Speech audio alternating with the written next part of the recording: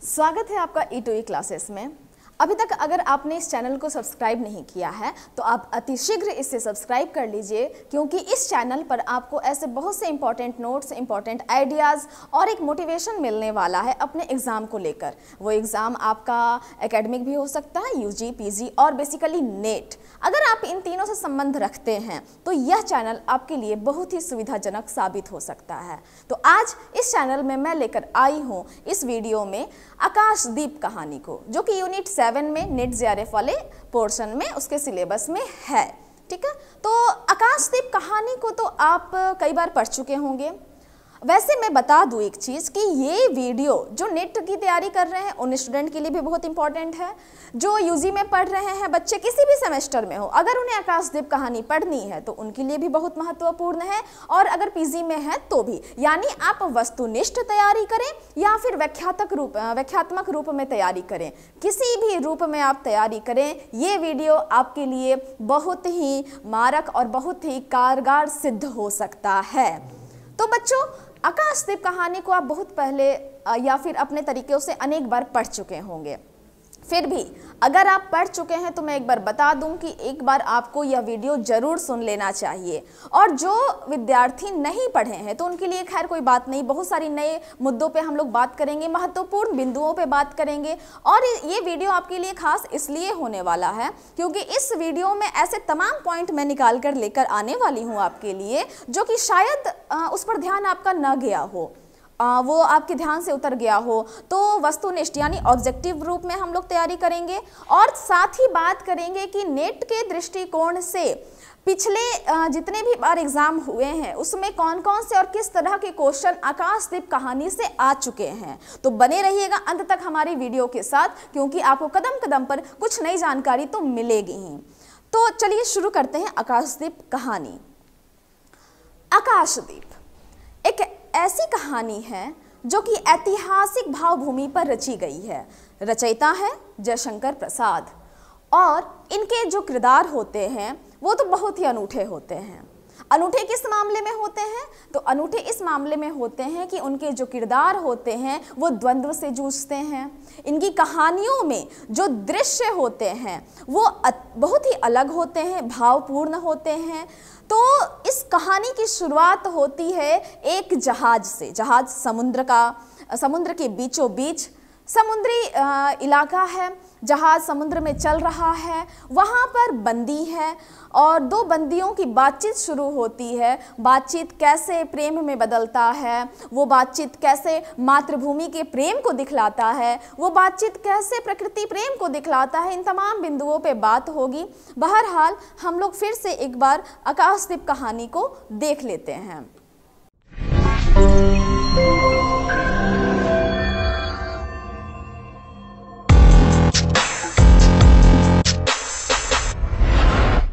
तो देखिए, यहाँ पर बात शुरू हो रही है सीधे संवाद से। एक बात मैं आप लोगों को बता दूं, 1-2 मिनट में मैं आप लोगों को एक सारांश बता देती हूँ। जहाज पे दो बंदी रहते हैं, वो दो बंदी बंधे हुए रहते हैं और वो मौका तलाशते हैं कि कैसे हम आज़ाद हो जाएं। चूँकि ये ऐतिहासिक आधार पर रची गई कहानी है तो ये उस समय की कहानी है जब मनुष्यों की खरीद बिक्री होती थी, मजदूरों की भांति काम नहीं लिया जाता था, वो दास बनाकर बेचे जाते थे और खरीदे जाते थे। तो इसी तरह से जहाज पे दो बंदी हैं, दोनों आपस में टकराते हैं और बातचीत करते हैं, और बातचीत करने के दौरान उन्हें पता चलता है कि हाँ वो मुक्त हो सकते हैं, और वो मुक्त हो भी जाते हैं। जहाज से मौका मिल जाता है उन्हें, और मौका मिलते ही वो जब बड़ी सी जहाज होती है तो उससे लगी हुई छोटी छोटी नावें भी होती हैं, ताकि अगर आप संकट में हो तो बड़ी जहाज यदि डूब रही हो, संकट की घड़ी हो, तो आप छोटे नाव लेकर अपनी जान बचा सकते हैं। तो वो वैसे ही छोटी नाव लेकर भाग निकलते हैं और पहुंचते हैं एक नए द्वीप पर। उस नए द्वीप का नाम क्या है ये जानना बहुत ज़रूरी है, क्योंकि उस द्वीप का नाम इस कहानी की नायिका से संबंधित है। और फिर वहाँ पर 5 साल बाद की कहानी आगे बढ़ती है, और वहाँ पर कैसे एक नायक और एक नायिका का प्रेम प्रस्ताव पाठकों को पता चलता है, उन दोनों के बीच का प्रेम, उसकी जानकारी। और वहीं पर 5 साल बाद की कहानी में ही हमें पता चलता है कि इस कहानी में मातृभूमि से प्रेम का अंश है, इस कहानी में अपना स्वाभिमान है, और बहुत सी सारी चीज़ें पता चलती हैं, वो भी संवाद के माध्यम से, केवल संवाद। उसके बाद वहाँ से कैसे नायक और नायिका बिछड़ जाते हैं, क्या बात कर बिछड़ते हैं, ये सब हम अभी कहानी में देखेंगे। तो मैं बता दूं कि यह कहानी 7 दृश्यों में बटी हुई है। जयशंकर प्रसाद ने इस कहानी को 7 दृश्यों में बांटा है और यह कहानी कालक्रम के दृष्टिकोण से 2 भागों में बटी हुई है, 5 साल पहले की कहानी और 5 साल बाद की कहानी। तो ये 2 महत्वपूर्ण बिंदु तो आप बिल्कुल नोट कर लीजिएगा, ध्यान दीजिएगा। तो देखिए यहाँ पर बात हो रही है आकाशदीप जयशंकर प्रसाद की, ये संवाद है। बंदी क्या है, सोने दो, मुक्त होना चाहते हो। देखिए जिस शब्द पर, जिस वाक्य पे मैं अंडरलाइन करूं उसे जरा आपको गौर करना है, क्योंकि इस वीडियो में आगे जाकर मैं आपको महत्वपूर्ण संवाद भी बतलाने वाली हूं और जब तक आप नोट नहीं करेंगे आपको पता नहीं चलेगा कि वो संवाद किस दृष्टिकोण से महत्वपूर्ण रहा है। तो मुक्त होना चाहते हो और इस तरह की बातचीत बोलते हैं कि नहीं अभी नहीं, शिथिल कर दो मेरे बंधन। हम लोग यहाँ से आगे बढ़ते हैं और देखिए इस नाव पर केवल 10 नाविक और प्रहरी हैं, ये ध्यान रखिएगा। और यहीं से शस्त्र मिल जाएगा। पोत से संबंध रज्जू, रज्जू एक शब्द आया है, रज्जू का अर्थ क्या है तो आप देखिए रज्जू का अर्थ स्क्रीन पे आपको शो हो रहा है, डोरी या रस्सी। तो देखिए रज्जू काटने के लिए यानी डोरी काटने के लिए मिल जाती हैं उन्हें चीज़ें और वो वहाँ से बंदी आपस में टकराने लगते हैं और बंदी एक दूसरे को स्वतंत्र कर लेते हैं लहरों के धक्कों के स्पर्श से। और यहाँ पर सहसा उस बंदी ने कहा, जब वो मुक्त हो जाते हैं और हिलोरे आती हैं, टकराते हैं आपस में, तो कहते हैं कि यह क्या, तुम स्त्री हो। अब देखिए संवाद आता है कि क्या स्त्री होना कोई पाप है। अपने को अलग करती हुई स्त्री ने कहा। इस पूरे कहानी में इतनी दूर आने के बाद आपको ये ज्ञात होता है कि वो जो 2 बंदी जहाज पर हैं उनमें से एक स्त्री है। इसके पहले पाठक को ज्ञात नहीं होता है कि स्त्री है कि नहीं है। तो पूछते हैं शस्त्र कहाँ है तुम्हारा, तुम्हारा नाम। यहाँ पर ज्ञात हो जाता है कि नाम जो है वो चंपा है। तो चंपा नाम इस कहानी में उभर कर आता है इतने पंक्तियों के बाद और ये कहानी की नायिका है। कहानी की नायिका का नाम नोट कर लीजिए, चंपा। कहानी आगे बढ़ती है। अब देखिए, तारक खचित नील अंबर और समुद्र के अवकाश में पवन उधम मचा रहा था। जब मैं बताऊंगी ना प्रकृति चित्रण में, ये लाइन वहां हाईलाइट होगा।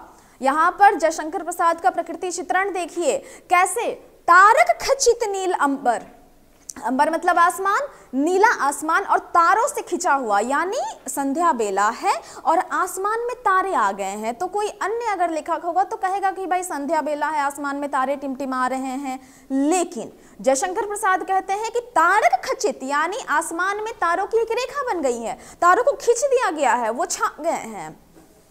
उनकी पंक्तियां देखिए कितनी महत्वपूर्ण और कितनी आनंददायिनी है। अंधकार से मिलकर पवन दुष्ट हो रहा था। अंधकार से, ये शब्द भी आप ध्यान दीजिएगा, यानी एक तो एकदम गहरा अंधकार, उसमें जोर की हवाएं चले तो कलेजे में भय उत्पन्न करता है मनुष्यों का।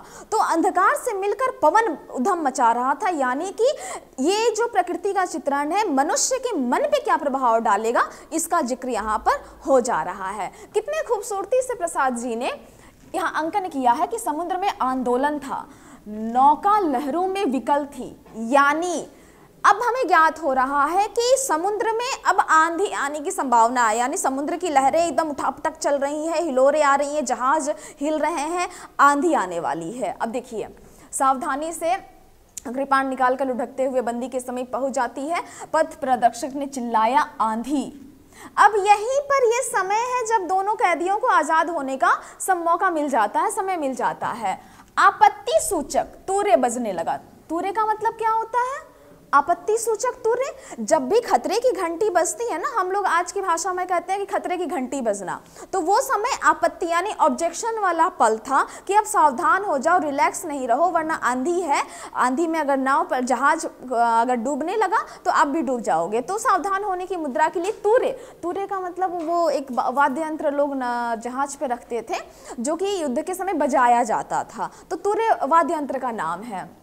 यहाँ पे सावधान होने लगते हैं और इसी तरह से यहाँ पर उद्वेलित, उद्वेलित, देखिए तरंगे उद्वेलित हुई, उद्वेलित का मतलब तरंगे किस तरह से छलक रही हैं वो चित्रण कर रहे हैं। तो ये सब दृश्य चित्रण बिंब है कि समुद्र गरजने लगा, इस तरह की पिशाचिनी के समान नाव को अपने हाथों में लेकर कंदुक क्रीड़ा, देखिए कंदुक क्रीड़ा कहते हैं गेंद, यानी कि लहरें जो थी ना वो नाव को ऐसा लग रहा है कि अपने हाथों में गेंद जैसे हम लोग खेलते हैं उस तरह से वो खेल रही हैं, लहरों में इस तरह से भूचाल आया हुआ है, इस तरह से लहरें उद्वेलित हैं और अट्ठहास करने लगी, यानी जोर जोर से हंसने लगी।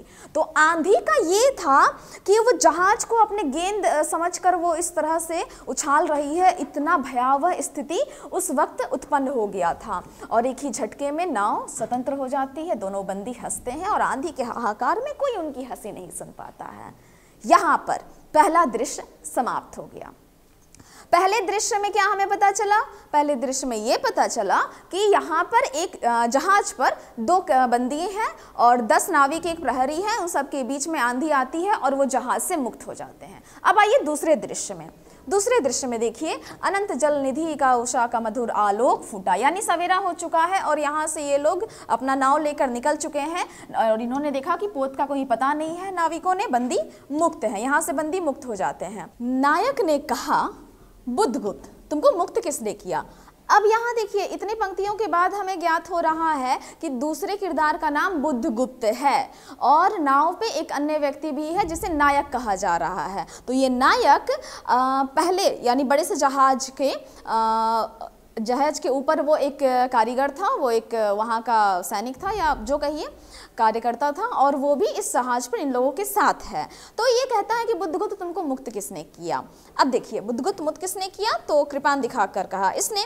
नायक ने कहा तुम्हें फिर बंदी बनाऊंगा। आगे कहानी आगे बढ़ती है और किसके लिए? पोताध्यक्ष मणिभद्र, अतल जल में होगा नायक, ये स्टेटमेंट है बुद्धगुप्त का। अब यहाँ उसके इस कथन से हमें ज्ञात होता है कि वो जो बड़ा सा जहाज था जिसके ऊपर ये लोग बंदी थे, उसके मालिक का नाम है मणिभद्र और वो पोत का अध्यक्ष है। पोत मतलब बड़ा सा जहाज, जहाज को भी पोत कह सकते हैं, लेकिन चूंकि वो बड़ा सा जहाज है तो उसका अध्यक्ष यानी उसका मालिक था मणिभद्र। तो मणिभद्र का स्वामी, जो वो स्वामी है वो तो दूसरी जगह होगा, चूंकि नाव डूब चुकी है। तुम जलदस्यु बुद्धगुप्त, कदापि नहीं। अब नायक ने क्या किया? चौंक के कहा, चूंकि एक व्यक्ति जब उसका मालिक लोगों को बंदी बना रहा है तो वो नहीं चाहेगा कि कोई बंदी, उसके जितने भी सैनिक होंगे उसके साथ वाले, वो नहीं चाहे कि कोई भी बंदी मालिक बन जाए या वो स्वतंत्र हो जाए। तो अभी नायक उसी रौब में है, अपने मालिक के ऊपर वाले ही चीज में। तो नायक यहाँ पर बोलता है जलदस्यु कहकर संबोधित करता है। दस्यु शब्द जो है कहते हैं गुलाम, ठीक है, नौकर। तो ये जल के चूंकि कारोबार चल रहा है, ऐसा परिवेश है इस कहानी में कि व्यापार के सिलसिले में या किसी भी सिलसिले में जहाज से आने जाने का दौर है, तो वहाँ पर मजदूर नहीं नौकर रखे जाते, ये नौकर भी नहीं दस्यु यानी बंदी रखे जाते थे, खरीद बिक्री होती थी। तो इसे संबोधित करता है जलदस्यु, यानी बुद्धगुप्त को, एक व्यक्ति को, उसके पोजीशन, उसकी स्थिति को आकलन करके लोग सम्मान देते हैं और अनादर करते हैं। ये दोनों चीजें उसकी वर्तमान स्थिति पर निर्भर करती है। तो वो जलदस्यु कहकर संबोधित करता है और उसे याद दिलाना चाहता है कि तुम हमारे बंदी रहे हो, यानी जल के में ये लोग कैदी रहते थे। तो उसका कहता है कि भाई किसके लिए? और यहाँ पर दोनों में द्वंद्व युद्ध होता है। द्वंद्व युद्ध मतलब दोनों लड़ते हैं और जो विजयी होते हैं, भीषण घात प्रतिघात आरंभ होता है, दोनों कुशल होते हैं। यहाँ पर इस पूरी लड़ाई में जो बुद्धगुप्त है वो जीत जाता है और नायक जो है इसका स्वामित्व ग्रहण कर लेता है। देखिए, नायक की कातर आंखें प्राण भिक्षा मांगने लगी। तो स्वीकार है, मैं अनुचर हूँ वरुण देव की शपथ, मैं विश्वासघात नहीं करूँगा। यानी वरुण मतलब जल देवता के शपथ लेते हैं और कहते हैं कि मैं आपसे आज से आपको अपना मालिक मान रहा हूँ, स्वामी मान रहा हूँ और आपसे विश्वासघात नहीं करूँगा, मेरे प्राण बख्श दीजिए। इस तरह से दोनों में सुलह हो जाती है और चंपा की दृष्टि, उसके छत विछत स्निग्ध दृष्टि उसके कोमल अंगों पर जाती है और वो वेदना विहीन कर देती है। यानी जिस नज़रिए से चंपा देखती है, वो चंपा की दृष्टि बुद्धगुप्त को काफ़ी स्नेहिल करती है, प्रेममय दृष्टि से देखती है। देखिए, स्निग्ध का मतलब होता है स्नेहयुक्त और प्रेममय, यानी कि उसका देखना नायक को, नायक यानी अब इस कहानी का नायक हो चुका है बुद्धगुप्त, तो उसे आराम प्रदान करता है, उसके दिल को बहुत अच्छा लगता है। अब देखिए, यहाँ विश्राम करते हुए पूछता है कि हम लोग कहाँ होंगे। आगे चलते हैं तो देखिए, बाली द्वीप से बहुत दूर, यहाँ स्थान का नाम भी आ रहा है जिक्र करके, बाली द्वीप, यानी उसके पास एक नवीन द्वीप है, वहाँ ये लोग जा रहे हैं। यानी कि अब ये लोग बाली द्वीप के निकट हैं और वहाँ पर एक नवीन द्वीप का ये लोग खोज करेंगे। सिन्हल के वणिकों का प्राधान्य है, वहाँ बहुत कम आना जाना होता है। सिन्हल शब्द का मतलब श्रीलंका से ले सकते हैं, वो पहले सिन्हल द्वीप कहलाता था। और वणिक का मतलब होता है व्यवसायी और बनिया, तो यानी वहाँ व्यापारियों के उपयोग के लिए वो द्वीप का प्रयोग होता था। तो अनुकूल पवन मिलने पे वो लोग चले जाते हैं। और ये देखिए, ये शब्द का प्रयोग ना यहाँ दोबारा होगा कहानी में। यहाँ एक जलमग्न शैल खंड है, यानी कि जब ये लोग पानी पे जहाज लेके जा रहे हैं तो एक बड़ा सा बर्फ का टुकड़ा, बहुत बड़ा सा, जल के अंदर समाया हुआ है। अगर उससे नाव टकराएगी तो नाव डूब जाएगी, तो ये खतरा रहता है समुद्री इलाकों में, तो सावधान न रहने पे टकराने का भय होता है। और यहाँ तक आपका दूसरा दृश्य समाप्त हो जाता है। दूसरा दृश्य यहाँ पर आपने ये देखा कि ये लोग जब जहाज से अलग हुए, अलग होने के बाद इन दोनों में लड़ाई होती है, नायक में और जलदस्यु बुद्धगुप्त में। बुद्धगुप्त जो है वो विजयी हो जाता है और नायक ने इसका शरण ले लिया है और ये इसका स्वामित्व स्वीकार करके अब आगे बढ़ते हैं। पता चलता है कि हम एक नए द्वीप पर जाने वाले हैं। बस इतनी ही कहानी दूसरे दृश्य में होती है। अब आते हैं तीसरे दृश्य में। देखिए, अब यहाँ बातचीत शुरू हो रही है कि तुम्हें इन लोगों ने बंदी क्यों बनाया। वणिक मणिभद्र की पाप वासना ने, वणिक मतलब व्यवसायी, यानी कि मणिभद्र जो पोत का अध्यक्ष है, उसकी पाप वासना ने चंपा को बंदी बना के रखा है। ये बात तीसरे दृश्य में अभी पाठकों को पता चल रही है। ये सारी चीजें आप नोट कीजिएगा बच्चों, क्योंकि कब, कहाँ और कैसे, किसने कहा, किससे कहा, किसके प्रति कहा, ये सारी चीजें नेट के एग्जाम में अब पूछने लगा है। ठीक है, तो ये बहुत महत्वपूर्ण बात है कि आप कहानी के पल पल से अवगत रहें। तुम्हारा घर कहाँ है? जाह्नवी नदी के तट पर। प्रश्न ऐसे भी आते हैं कि कहानी में किन स्थान का जिक्र हुआ है अथवा किन स्थान का जिक्र नहीं हुआ है। इन दोनों प्रश्नों के दृष्टिकोण से हमें चीजों को याद रखना पड़ता है। तो जाह्नवी नदी के तट पर रहती थी चंपा, नगरी का नाम था, और एक क्षत्रिय बालिका है, यानी क्षत्रिय मतलब जो अपनी रक्षा करने के लिए तैयार रहे, शस्त्र धारण करते थे, वो क्षत्रिय कहलाते थे। तो ये जातिवश नहीं है, ये कर्मवश अभी यहाँ पर ये क्षत्रिय शब्द का प्रयोग हो रहा है। तो चंपा नगरी में रहती थी, ध्यान दीजिएगा। पिता इसी मणिभद्र के यहाँ प्रहरी का काम करते थे। ये देखिए, यानी वो भी प्रहरी थे। प्रहरी का मतलब जो रखवाली करता है। माता का देहावसान हो जाने के बाद ये सारी जानकारी, 8 बरस से ही समुद्र मेरा घर है और तुम्हारे आक्रमण के समय, ध्यान दीजिएगा ये पंक्तियां बहुत महत्वपूर्ण है क्योंकि इन्हीं पंक्तियों से कहानी आगे बढ़ती है। सारी चीजें यहीं पर टिकी हुई हैं। 7 दस्युओं को मारकर उसके पिता जो है वो जल समाधि ले लेते हैं और ये सारी बातें यहाँ बताती हूँ कि इस भयानक अनंतता में मैं निस्सहाय हूँ, यानी यहाँ पर मेरा कोई नहीं है, मैं अनाथ हूँ। और मणिभद्र ने एक दिन घृणित प्रस्ताव किया था, मैंने उसे गालियाँ सुनाई और इस तरह से वो रिजेक्ट करती है, जिसकी वजह से वो बंदी बना ली जाती है। एकदम ध्यान दीजिएगा, तीसरे दृश्य में चंपा की स्थिति अब प्रकट हो रही है कि चंपा किस कारण से बंदी बनी थी। ये सारा कुछ लेखक यहाँ प्रकट कर रहे हैं। मैं भी ताम्रलिप्ति का क्षत्रिय हूँ। ताम्रलिप्ति जगह का नाम।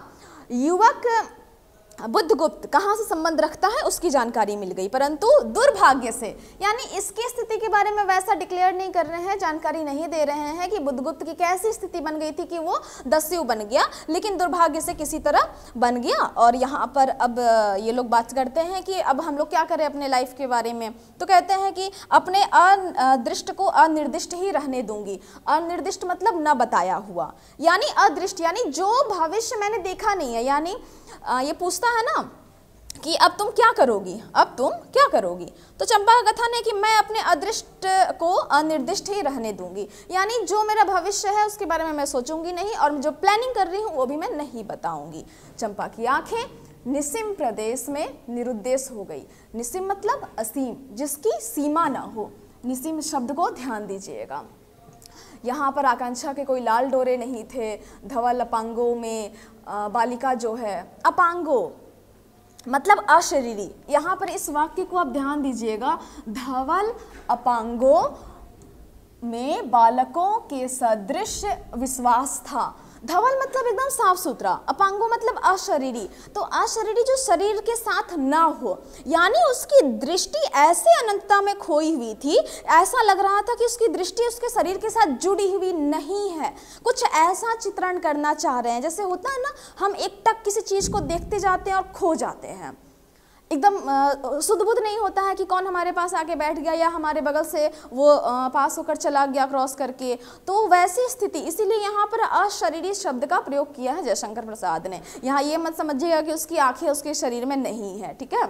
तो दस्यु भी, हत्या व्यवसायी दस्यु भी उसे देखकर कांप गया, उसके मन में संभ्रम, श्रद्धा यौवन की पहली लहरों को जगाने लगी। यहाँ इस पंक्ति में स्पष्ट हो रहा है पाठकों को कि बुद्धगुप्त के हृदय में चंपा के प्रति अब कुछ कुछ भावनाएं जो हैं वो कुलबुलाने लगी हैं, पसंद आने लगी है चंपा उसे। समुद्र वक्ष पर विलंबमयी राग रंजित संध्या थिरकने लगी। अब देखिए, ओह सॉरी, हाँ, थिरकने लगी। चंपा के असंयत कुंतल, कुंतल का मतलब होता है बाल, बाल को शुद्ध भाषा में संस्कृत शब्दावली में कहते हैं कुंतल, तो कुंतल जो है उसका लहरा रहे हैं। और ऐसे में दुर्दांत दस्यु, दुर्दांत का मतलब होता है, दुर्दांत का मतलब होता है काफी जो कट्टर होता है ना, क्रूर होता है, उसे दुर्दांत कहते हैं। तो दस्यु का एक अलौकिक तरुण बालिका, एक अलौकिक, यानी उसकी खूबसूरती जो है वो उसके बुद्धगुप्त को अत्यंत प्रभावित कर रही थी। उसका हृदय अब उसके आकर्षण में बंधने लगा था। और देखिए यहाँ पर उसे एक नई वस्तु का पता चला, वो विस्मय से अपने हृदय को टटोलने लगा। यानी नायक बुद्धगुप्त के हृदय में इन्हीं पंक्तियों के माध्यम से पता चल रहा है कि उसे चंपा अच्छी लगने लगी है और नायिका के रूप में उसके जीवन में चंपा का आगमन हो गया है। यही वो पंक्तियां हैं। और वह थी कोमलता, यानी एक ऐसा क्रूर व्यक्ति जो कि मार काट और इन सारी चीज़ों में सदा लिप्त रहता है, उसके पास एक कोमल हृदय भी है और उस हृदय में किसी का वास भी हो सकता है, उसके जीवन में कोमलता भी आ सकती है। ये सारी चीज़ें उसे खुद आश्चर्यचकित कर रही हैं और इस सब चीज़ की जानकारी पाठकों को भी अभी हो रही है। चंपा निर्भीकता से कूद पड़ती है। अब जब इसका कोई नाम नहीं है तो हम लोग इसे चंपा द्वीप कहेंगे। ध्यान दीजिएगा, तीसरे दृश्य में अब ये लोग नए द्वीप पर आ चुके हैं, तो वहाँ इसे कहा जा रहा है कि जब इसका कोई नाम नहीं है तो बुद्धगुप्त ने कहा कि हम इसे चंपा द्वीप कहेंगे। ये नाम देने के पीछे, चंपा के नाम पर नाम रखना बुद्धगुप्त के हृदय में जगे हुए प्रेम को बतला रहा है। एकदम ध्यान दीजिएगा, सवाल किसी भी तरह से पूछ सकता है कि बुद्धगुप्त को किस दृश्य में पता चला कि वो चंपा से प्रेम कर बैठा है। वो तीसरा दृश्य है, ठीक है। अब आते हैं चौथा दृश्य में। चौथे दृश्य में आप ध्यान दीजिएगा, 5 बरस बाद, यानी पहले के जो 3 दृश्य हैं वो है 5 साल पहले का, अब बात हो रही है 5 साल बाद की, यानी 4, 5, 6, 7, ये दृश्य 5 साल बाद है। तो शरद के धवल नक्षत्र नील गगन में, यहाँ फिर आप देखिए प्रकृति चित्रण यहाँ शुरू हो गया है। चंपा एक उच्च सौध पर बैठी हुई है, यानी बहुत ऊंचे जगह पर, और चंपा दीपक जला रही है और बड़े यत्न से अभ्रक की मंजूषा, अभ्रक की मंजूषा मतलब वो एक धातु होता है अभ्रक, और उसमें वो मंजूषा मतलब कहते हैं कोष जहाँ संग्रह किया जाता है, तो उसने कुछ धातु सा बनाया हुआ है अभ्रक की, उसमें वो दीप धरकर वो जला रही है, ठीक है। और वो भोली भाली आंखें उसे ऊपर चढ़ते हुए देख रही है, ठीक है। यहाँ पर पूरी तरह से अभी दिवाली में जो कंडील जलाते हैं और ऊंची जगह लाइट आसमान में उड़ के जाता है ना, वो रोशनी, वो कितना खूबसूरत लगता है आँखों को। तो चूंकि चंपा एक द्वीप पर है और सामने समुद्र है, समुद्र में जहाज से यात्रा करते हुए बहुत सारे लोग होते हैं, वो जहाज कभी कभी दिशा भी भटक जाता है। तो वो जो लाइट हाउस आज के ज़माने में है ना, तो उस वक्त लोग टेम्प्रोरी लाइट हाउस बांस के सहारे या किसी तरह से जगाया करते थे और उसमें डोरी बांध देते थे कि दीपक को चढ़ा दे ऊपर, ठीक है। और वो भटके हुए राही को मार्ग दिखलाने का कि हाँ भाई यहाँ पर कोई स्थान है और हम लोग सुरक्षित पहुँच सकते हैं, तो दिशा भटके नहीं, इसलिए इसकी सहायता करते थे। तो डोरी धीरे धीरे खींची और चंपा की कामना थी कि आकाश दीप नक्षत्रों से हिल मिल जाए, यानी इसका दीपक एकदम ऊपर तारों से हिल मिल जाए, इतनी इसकी खुशी मिलती थी। ये कोमल भावना का यहाँ प्रकट देखिए इन पंक्तियों में। सामने जल राशि का रजत श्रृंगार था, रजत मतलब तारों की रोशनी जल पे आ रही थी, तो ऐसा लग रहा था चांदी जैसा श्रृंगार हो गया है, और ये काफ़ी खुश थी यहाँ पर इस स्थिति में। आगे देखिए, यही सारी बातें चल रही हैं। देखिए कंडील शब्द का यहाँ प्रयोग हुआ है, कि उसका प्रतिबिंब बन रहा है। और इसी तरह वह अनमनी होकर उठ खड़ी हुई कोई आता है और किसी को पास न देखकर वो पुकारती है जया। जया यहाँ पर एक नया नाम आ रहा है निकलकर। अब इस कहानी में एक नया किरदार जुड़ गया जिसका नाम जया है, उसे आप नोट कर लीजिए। तो किसी को अपने पास ना देखकर वो जया को पुकारती है। एक श्यामा युक्ति, यानी उसका रंग जो है सांवला है और वह जंगली थी। पूछ सकता है जया का क्या था परिवेश, तो वो एक जंगली आदिवासी लड़की थी और नील नभोमंडल में से मुख में शुद्ध नक्षत्रों की पंक्ति के समान उसके दांत हंसते रहते थे। अब ये देखिए चित्रण कर रहे हैं जयशंकर प्रसाद, वो इतनी सांवली है कि जब वो हंसती है तो उसके दांत नक्षत्र यानी तारों के समान उजले उजले दिखाई देते हैं। चंपा को रानी कहती है। सवाल पूछ सकता है कि चंपा को सबसे रानी कौन कहा, किसके कहने पर कहता था, तो जया कहती थी। और आगे देखिए किसके कहने पे, बुद्धगुप्त की आज्ञा थी, यानी बुद्धगुप्त के कहने पर ही चंपा को रानी कहती थी जया। तो महानाविक कब तक आएंगे, बाहर पूछो तो। यानी अब हमें इस स्थिति में ज्ञात हो रहा है इस पंक्ति के माध्यम से कि महानाविक यानी बुद्धगुप्त 5 साल बाद अब इतना अपने व्यापार को बढ़ा चुका है कि वो कई जहाज़ों का मालिक है, इसीलिए उसे महानाविक कहा जा रहा है। दुरागत पवन चंपा के अंचल में विश्राम लेना चाहता था। अब यहाँ देखिए ये जो दृश्य चित्रण कर रहे हैं, यानी दूर दूर तक जो हवाएं बह रही हैं, हवा जोरों से चल रही है और वह चित्रण देखिए कि चंपा के आंचल में पवन विश्राम लेना चाहता है। कितनी खूबसूरत पंक्तियाँ हैं। उसके हृदय में गुदगुदी हो रही थी, वो बेसब थी। दीर्घकाल दृढ़ पुरुष ने उसकी पीठ पर हाथ रखकर कहा और वो चमत्कृत कर देता है वो पुरुष का हाथ और या फिर कर कहती है कि बुद्धगुप्त। यहाँ यानी उस महानाविक के संबंध में जया से जो बात पूछी थी चंपा, वो बात किस व्यक्ति के विषय में है, उसका वास्तविक नाम यहाँ बुद्धगुप्त। यानी अब पाठक को पता चल रहा है कि बुद्धगुप्त जो है वो महानाविक यानी बहुत सारे जहाज़ों का मालिक बन चुका है। बावली हो क्या, यहाँ बैठी हो, अभी तक दीप जला रही हो, तुम्हें और कुछ काम नहीं है?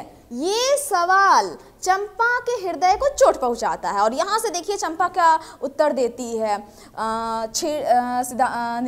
छेड़ निधिशाई अनंत की प्रसन्नता के लिए क्या दासियों से आकाश दीप जलवाऊं? जिस काम के लिए आपके हृदय में सम्मान और फीलिंग्स बहुत अधिक होगी ना, उस काम को आप स्वयं करना चाहेंगे, चाहे वो कितना भी छोटा से छोटा काम क्यों ना हो। फूल को अगर आप तोड़ के अपने फूलडाली में रख रहे हैं और ये काम आप करने में आपको आत्मिक संतुष्टि मिलती है, प्रेम का अनुभव होता है, तो ये आप ही करेंगे। आप अपने दास दासियों से नहीं कहेंगे कि फूल तोड़ के ले आओ, पूजा के लिए चढ़ाना है, पूजा के लिए प्रयोग करना है। ठीक इसी तरह से ये जवाब देती है। यहाँ पर कहता है बुद्धगुप्त कि तुमको किसको पथ दिखलाना है, ध्यान दीजिएगा। तो जिसको तुमने भगवान मान लिया है, या इस तरह से वो थोड़ा सा होता है कि नहीं, मस्ती कर रहे हैं या थोड़ा सा टोंट कर रहे हैं इस लहजे में। हाँ, वह कभी भटकते हैं, कभी भूलते हैं, नहीं तो बुद्धगुप्त को इतना ऐश्वर्य क्यों देते। यानी सोचिए 5 साल के बाद की कहानी है, 5 साल तक नायक और नायिका एक जगह अपने पूरी प्रजा के साथ हैं और बुद्धगुप्त को ऐश्वर्य यानी बहुत अधिक धन संपत्ति मिल जाने के बाद थोड़ी संबंधों में जो है वो नमी जो है वो घट गई है। बुरा क्या हुआ, इस द्वीप की अधीश्वरी चंपा रानी यानी चंपा को बुद्धगुप्त ने उस द्वीप की पूरी मालकिन बना के रखा है, रानी बना के रखा है। मुझे इस बंदीगिरी से मुक्त करो। ध्यान दीजिएगा इस शब्द से, चंपा को इमोशनली यानी मानसिक रूप पे अब लग रहा है कि वो एक बंदीगृह में है, जबकि वो रानी है। तो ऐसी क्या बात थी जो चंपा को कचोट रही है, यानी कि कुछ ना कुछ कमी है उसके हृदय में। ऐसी क्या बात है कि उसे अब लग रहा है, जबकि पूरी जगह की मालकिन स्वयं है, रानी स्वयं है, उसे आज़ाद होना है। अब तो बाली, जावा और सुमात्रा का वाणिज्य, वाणिज्य मतलब व्यापार होता है, तो वाणिज्य यानी कि अब किन किन स्थानों का जिक्र हुआ है, इस दृष्टिकोण से ये पंक्तियां बहुत इंपॉर्टेंट हैं। यहाँ बाली, सुमात्रा और जावा का नाम लिया जा रहा है और यहाँ तक इसका व्यापार फैल चुका है। तुम्हारे ही अधिकार में महानाविक। और देखिए, परंतु मुझे उन दिनों की स्मृति सुहावनी लगती है जब तुम्हारे पास एक ही नाव थी। यानी अब यहाँ पे थोड़ी थोड़ी बात समझ में आ रही है। जब व्यक्ति अपने बिजनेस को बढ़ाने के लिए काफ़ी मेहनत करता है, कठोर संघर्ष करता है, तो दिन रात वो उसी में खपा रहता है, उसका पर्सनल लाइफ एक तरह से खत्म हो जाता है। और अगर लाइफ में एक कोमल हृदय है, यानी एक पार्ट है कि नायक है, नायक के पास नायिका है या उसकी प्रेमिका है या पत्नी है, किसी भी रूप में एक स्त्री है, तो स्त्री सदा चाहती है कि वो अपने बिजी शेड्यूल से समय निकालकर थोड़ा प्रेम परक समय बिता ले, अपने निजी जीवन को थोड़ा आनंदमय कर ले, लेकिन पूरी तरह से वो व्यवसाय में डूबा हुआ है। इसलिए वो कहती है कि जब तुम एक नाव के स्वामी थे ना, तब तक हम लोग सुखी थे, और अब जो है स्थितियां बदल गई हैं। अब देखिए, जीवन बिताते थे इस जल में अनगणित बार, हम लोगों को इस आलोक में प्रभात में तारिकाओं के मधुर ज्योति में थिरकती थी। हम लोग कितने अच्छे थे जब रिलैक्स थे, अधिक काम नहीं था, लेटे लेटे आसमान में तारों को गिना करते थे। ये एक प्रेम परक पल का यहाँ पर आनंद ले रहे हैं। और इस तरह से बात करते हुए कहते हैं बुद्धगुप्त कि अब उससे भी अच्छे ढंग से हम लोग विचर सकते हैं। तुम तो मेरी प्राणदात्री हो, मेरी सर्वस्व हो। यहाँ पर पाठक को पता चल रहा है, बुद्धगुप्त अब स्वीकार कर रहा है कि उसके हृदय की जो रानी है, जो मल्लिका है, वो चंपा है। तुमने दस्यु वृत्ति छोड़ दी, परंतु हृदय वैसा ही अकरुण, सतृष्ण और ज्वलनशील है। जब आप अपने काम को आगे बढ़ाते हैं, चूंकि ये काम ऐसा है कि आप दूसरों को अपने अंडर में रख रहे हैं, तो उस वक्त ऐसा नहीं था कि हाँ लोगों को मजदूरी दे रहे हैं, कुछ समय काम करो मैं तुम्हें मजदूरी दूंगा, ये कंडीशन तो था नहीं। वही दास वृत्ति, ये महानाविक हो चुका है, तो अब अन्य लोगों को दास बना रहा है। एक समय पर ये खुद दास था। तो मनुष्य विकास कर रहा है आर्थिक दृष्टिकोण से, लेकिन हृदय के दृष्टिकोण से यदि बात करें तो उसकी मानवीय भावनाएं विकसित नहीं हो रही हैं। ये चंपा के लिए चिंता का विषय है, और इसी से चंपा चिंतित है कि एक मनुष्य होने के नाते एक दिन तुम दस्यु थे, तुम्हें बुरा लगता था, और आज तुम महानाविक हो कि इतने सारे लोगों के साथ क्रूरता कर रहे हो या उन्हें दास बना के रख रहे हो, तो तुम्हारा हृदय नहीं बदला है। स्त्री के प्रेम का स्तर भौतिक रूप से नहीं होता है, आत्मिक या फिर विशुद्ध रूप में होता है। इसका चित्रण, इसका इशारा जयशंकर प्रसाद कर रहे हैं। भगवान के नाम की हंसी उड़ाते हो, आकाश दीप पर व्यंग कर रहे हो, ये सारे शब्द जब मैं पात्रों की विशेषता बतलाऊंगी या फिर एक पॉइंट जब महत्वपूर्ण बिंदु की बात होगी कहानी में, जयशंकर प्रसाद का नजरिया क्या है, तब ये चीज़ यहाँ आएगा कि बुद्धगुप्त किस तरह का किरदार है, चंपा की विशेषता क्या है, ये सब उस महत्वपूर्ण बिंदु में निकल के आ जाएगा। तो यानी फिर भी चलो बताते चलती हूँ। यहाँ पर बुद्धगुप्त अभी ये दिख रहा है कि वो नास्तिक है, भगवान के नाम पर हंसी उड़ा रहा है, चंपा कह रही है। यही बुद्धगुप्त आगे जाके बदल जाएगा। अब देखिएगा, तो प्रचंड आंधी में हम लोग कितने व्याकुल होते थे, प्रचंड आंधी में एक एक किरण के लिए। चंपा इन सारे पंक्तियों के माध्यम से, उदाहरणों के माध्यम से ये बतलाना चाहती है कि जब हम संघर्षमय थे तो हमने उस पीड़ा को भोगा है, उसका दर्द हमें याद है, और तुम फिर उसी चीज़ को दोहरा रहे हो। जब मैं छोटी थी मेरे पिता समुद्र में जाते थे। अब देखिए यहाँ पर ये पूरा जिक्र कर रही है कि उनकी जो माता है किस तरह से भूले भटके के लिए वो आकाशदीप जलाती थी। ये पूरा विवरण ऐसा है या उसी की पुण्य स्मृति है जहाँ वो बतलाती है कि मैं क्यों आकाशदीप जला रही हूँ, जिसका तुम अभी हंसी उड़ा रहे थे। सहसा देखिए, मेरे पिता वीर पिता की मृत्यु के निष्ठुर कारण जल दस्यु हट जाओ। सहसा चंपा का मुख क्रोध से भर आता है। यहाँ इस पंक्ति में चंपा जो बात कहती है उससे पाठकों और बुद्धगुप्त दोनों को ये पता चलता है कि उसके हृदय में ये बात छिपी है कि उसके पिता का हत्यारा बुद्धगुप्त है। वो अभी तक 5 साल तक रह रही है, सब कुछ ठीक है, लेकिन मन ही मन में उसका चल रहा है कि नहीं, ये मेरे पिता का हत्यारा है। तो महानाविक ने भी यह रूप नहीं देखा था, पाठकों ने भी कहाँ देखा था। अभी पाठक को पता चल रहा है कि उसके मन में ये बात भी छिपी हुई है, यानी मानसिक मनोवैज्ञानिक तौर पे उसके कथन है वो हंस पड़ता है और कहता है कि भाई तुम अभी रिलैक्स हो जाओ, आगे देखिए। और रिलैक्स होने के बाद कहता है शांत हो जाओ, और वो बहुत गुस्से में ठहर जाती है। अब शुरू होता है 5वां दृश्य।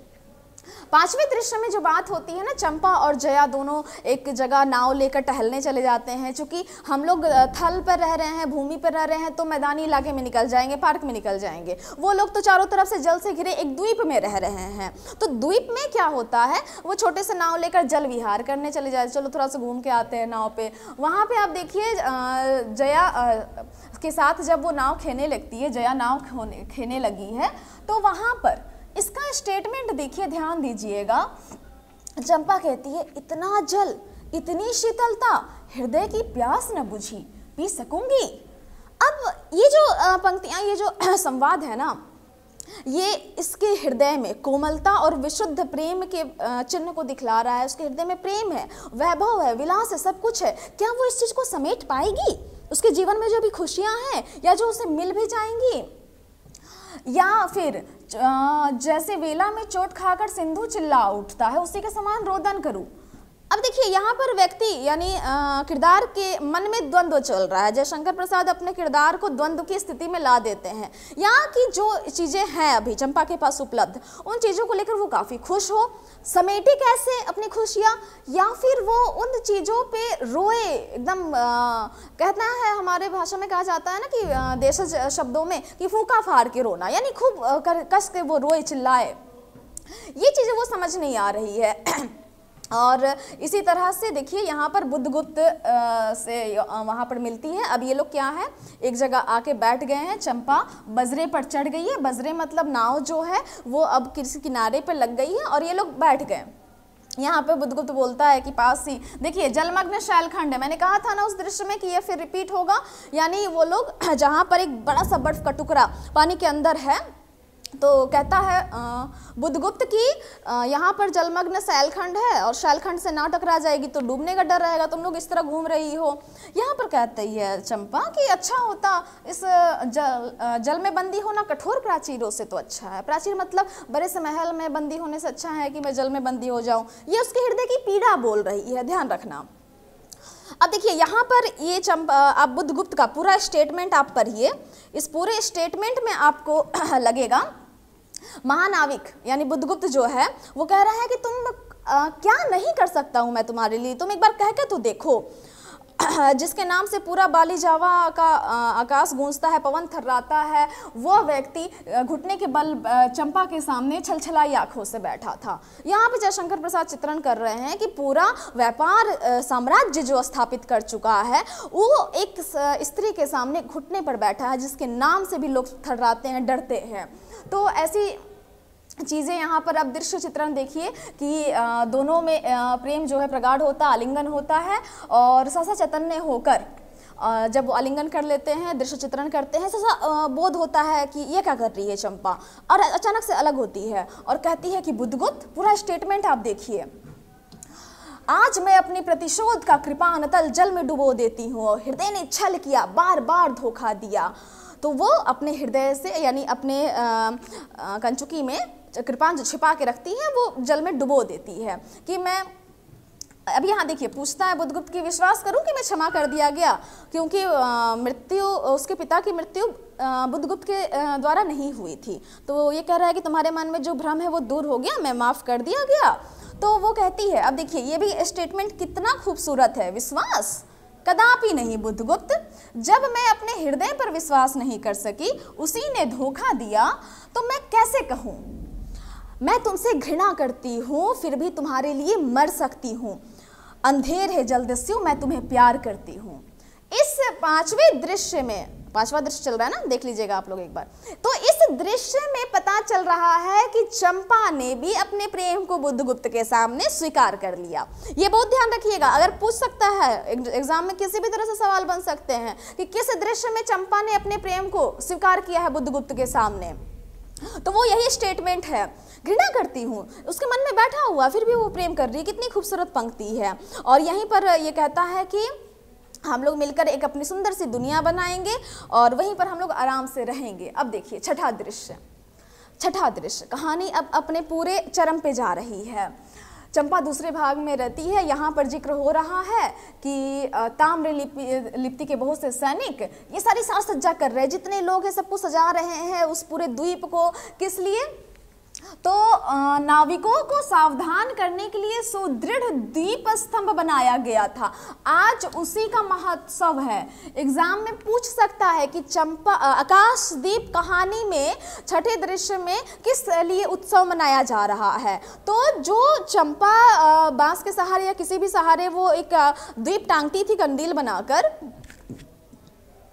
उसी को अब वो थोड़ा अस्थायी रूप में अब पत्थरों को जोड़ के किसी भी तरह से उसने लाइट हाउस बना लिया है। अब चूंकि एक सुनसान और निर्जन द्वीप में चंद लोग जब कुछ उपलब्धि अपने जीवन में कर रहे हैं तो ये सेलिब्रेशन की चीज़ तो है, उत्सव मना रहे हैं।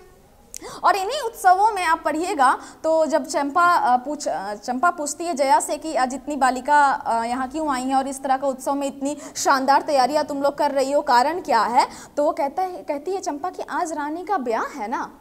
अब ये संवाद देखिए और पूरी की पूरी कहानी अब दूसरे ढर्रे पर जा रही है।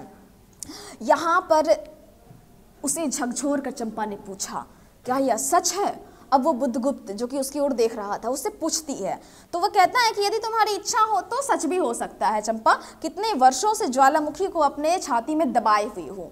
अब देखिए यहाँ एक ऐसा प्रेमी का रूप निकल के सामने आ रहा है बुद्धगुप्त का, जो कि मन ही मन प्रेम कर रहा है, लेकिन चूंकि चंपा की सहमति नहीं मिली है इसलिए वो प्रकट भी नहीं कर रहा है, यानी काफ़ी शालीन प्रेमी है। एक अच्छे प्रेमी की यहाँ पर क्वालिटी निकल के आ रही है। लेकिन चंपा का अब रिएक्शन देखिए, महानाविक, क्या मुझे निस्सहाय और कंगाल जानकर तुमने आज सब प्रतिशोध लेना चाहा है? इस बात से ना अब चूंकि उसके मन में बैठा है कि मैं अनाथ हूँ, निस्सहाय हूँ, मेरे पिता का कातिल है, तो अब ये मेरी स्थिति का फ़ायदा उठाना चाह रहा है, ये अब ओवर थिंकिंग हुआ। तो ओवर थिंकिंग में आकर ये कहती है कि क्या प्रतिशोध लेना चाहते हो? अब यहाँ पर साफ साफ कहता है कि अरे मैं तुम्हारे पिता का घातक नहीं हूँ, मैंने नहीं मारा, वो एक दूसरे दस्यु के शस्त्र से मरे थे, वो अब यहाँ पर अपना पक्ष रख रहा है। अब कहती है कि भाई अब मैं तुम्हारा भरोसा नहीं कर सकती हूँ, तो काश इतनी निष्ठुरता में भी तुम महान होते। अब देखिए यहाँ पे जया नीचे चली गई है, ठीक है, इतनी बात होने के बाद नीचे चली गई है। अब दोनों व्यक्ति नायक और नायिका कहानी में अकेले उस बड़े से लाइट हाउस में अंदर बैठे हुए हैं और यहाँ बातें चल रही हैं। अब वो कहता है, अब चूंकि देखिए यहाँ की पंक्तियाँ क्यों इतनी महत्वपूर्ण है, फिर जब महत्वपूर्ण बिंदु निकल कर सामने आएंगे ना तो ये चीज़ जो है आपको मिलेगी कि बुद्धगुप्त कहता है, उसने चंपा के पैर पकड़ लिए। देखिए कितना शालीन युवक है, वो बल का प्रयोग नहीं कर रहा है, वो पूरे का पूरा मौका दे रहा है कि हृदय से चंपा उसे स्वीकार कर ले। तो वो कहता है कि चंपा, हम लोग भारत जन्मभूमि भारतवर्ष से कितनी दूर इन निरीह प्राणियों में इंद्र और शची के समान पूजित है। जय शंकर प्रसाद अब यहाँ खेल गए हैं।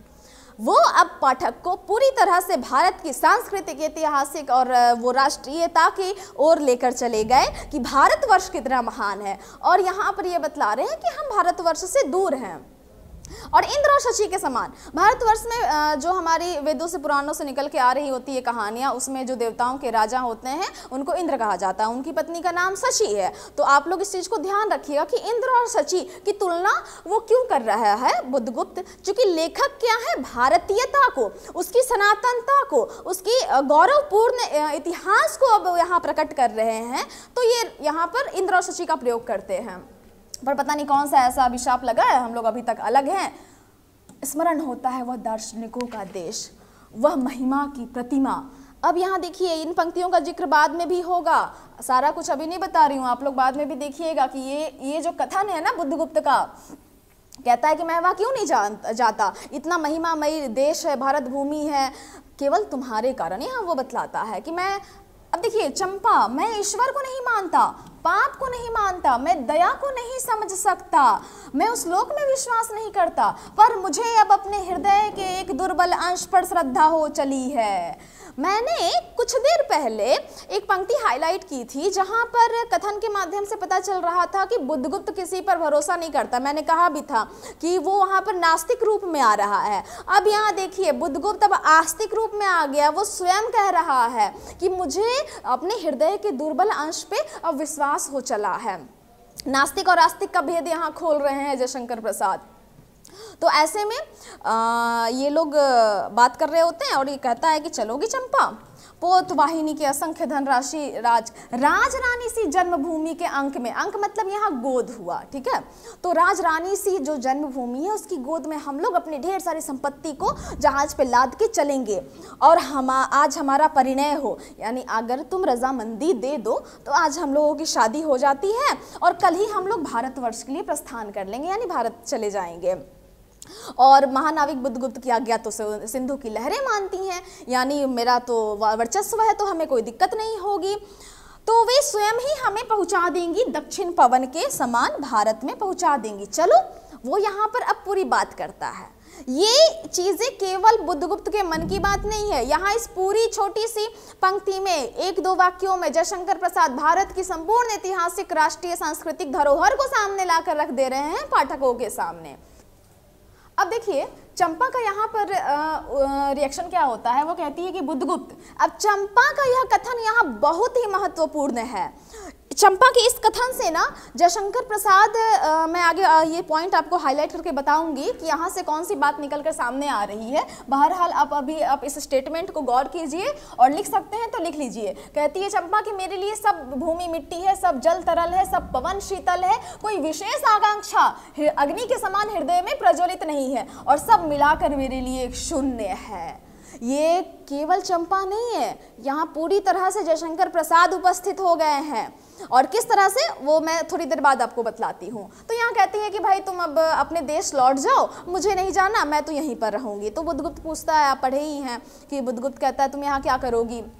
तो वो कहती है कि पहले मेरा विचार था कि कभी कभी इस दीप स्तंभ पर आलोक जला लूंगी और अपने पिता की समाधि का इस जल से अन्वेषण करूंगी। अन्वेषण मतलब आप स्क्रीन पर देख सकते हैं, खोज।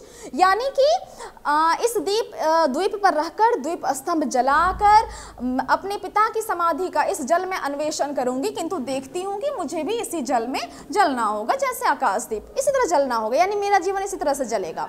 यानी वो अपनी बात को या अपने जीवन को, अब आगे के जीवन को वो समर्पित करना चाहती है उस महान उद्देश्य के प्रति जो कि निरीह या भूले भटके प्राणियों को वो राह दिखा सके, यानी लोक सेवा में, समाज सेवा में वो करना चाहती है। और चूंकि समाधि का जल से अन्वेषण करूंगी, तो ऐसा तो नहीं है कि वो चली जाएगी जल में और खोजेगी मेरे पिता की समाधि कहाँ है, नहीं।